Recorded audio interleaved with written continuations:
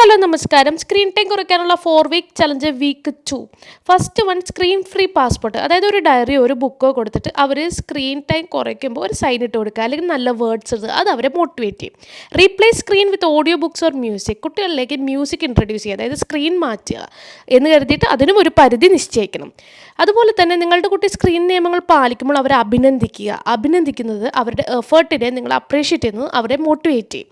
സാമൂഹിക ഇടപെടൽ പ്രയോജനപ്പെടുത്തുക. മറ്റുള്ളവരുമായിട്ടുള്ള ഇൻട്രാക്ഷൻസ്, ഔട്ടിങ്, അതുപോലെ തന്നെ ഫാമിലി ഗെറ്റ് ടുഗദർ, അത് കുട്ടികളെ സ്ക്രീൻ ടൈം കുറയ്ക്കാൻ സഹായിക്കും. അതുപോലെ തന്നെ ഫാമിലി ആയിട്ട് തന്നെ ഈ ഗോള് നിങ്ങൾ അച്ചീവ് ചെയ്യാനായിട്ട് തുടങ്ങുക. Establish A digital curfew. അതായത് ഒരു ടൈം വയ്ക്കുക, ഈ ടൈമിൽ ആരും സ്ക്രീൻ യൂസ് ചെയ്യാൻ പാടില്ല. അങ്ങനെയുള്ള കർഫ്യൂ ഒക്കെ നിങ്ങൾ ചെയ്യുമ്പോൾ കുട്ടികൾക്ക് അതൊരു രസമായിട്ട് തന്നെ നമുക്ക് സ്ക്രീൻ ടൈം കുറയ്ക്കാൻ പറ്റും. അതുപോലെ തന്നെ കഴിഞ്ഞ തവണത്തേക്കാളും ഒരു 10 മിനിറ്റെങ്കിലും കുറയ്ക്കുക. അതോടൊപ്പം തന്നെ എത്ര വാശി കാണിച്ചാലും അതാതെ നിങ്ങൾക്ക് സ്നേഹം തോന്നിയും ആ ടൈമിൽ മാറ്റം